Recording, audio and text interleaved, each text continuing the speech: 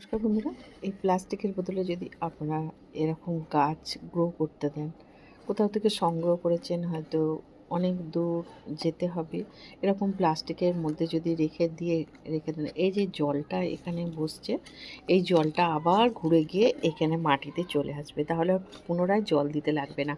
আর এইখানে যে গাছটা, এটা তো আমি অলরেডি জলেই বসিয়ে দিয়েছি, ডাল কাটা ডাল।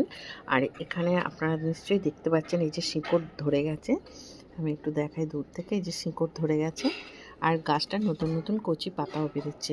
আর এখানে এই ভিডিওটা দেখেছিলাম, দেখুন, এটাও এখানে সমুদ্রের যে কলমি শাক মতো কলমি লতা পাওয়া যায়, সেইটা এখানে বসানো আছে। এইটার উপরে দেখছেন, আমি দেখাচ্ছি, এই যে জল উপর দিকে উঠছে, এই জল আবার নিচে চলে আসবে, তাই এখানেও কোনো জল দেবার আর প্রশ্নই থাকে না।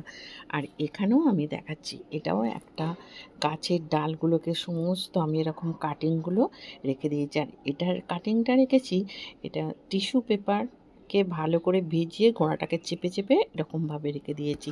এগুলো এইভাবে বোতলের মধ্যে ঢাকনা দিয়ে রেখে দিয়েছি। আর এর মধ্যে যে বাষ্প হচ্ছে, এটা পুনরায় টিস্যুগুলো ভিজতে থাকবে, তাই আর কোনো এখানে এক্সট্রা জল দিতে লাগবে না, অথচ গাছের শিকড় বেরিয়ে যাবে, গাছগুলো বেঁচে থাকবে।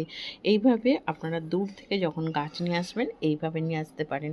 এগুলো ক্যারি করতেও সুবিধা হবে, খুব একটা মাটিরও প্রয়োজন নেই। এ দেখুন, অল্প মাটিতেই, এখানে কিন্তু এটা ইটালিয়ান গ্রাস, আমি এটা পেয়েছি, এটা নিয়ে এইভাবে রেখে দিয়েছি। আর এখানে যেগুলো রয়েছে সেগুলো, এটা তো একটা মেহেন্দি গাছ, মেহেন্দি গাছের ডাল আমি এইভাবে বসিয়েছি, হয়ে গেছে। এখানে সমুদ্রিক কলমি আছে, আর এখানে অনেক কিছু ফার্ন আছে, অনেক ধরনের গাছ আছে, যেগুলো আমি এইভাবে বসিয়ে রেখে দিয়েছি।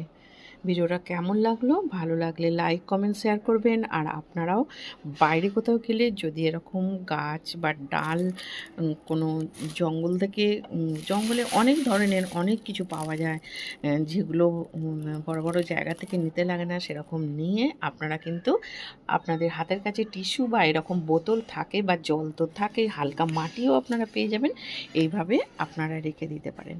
ভিডিওটা ভালো লাগলে লাইক কমেন্ট শেয়ার করে আমার পাশে থাকবেন।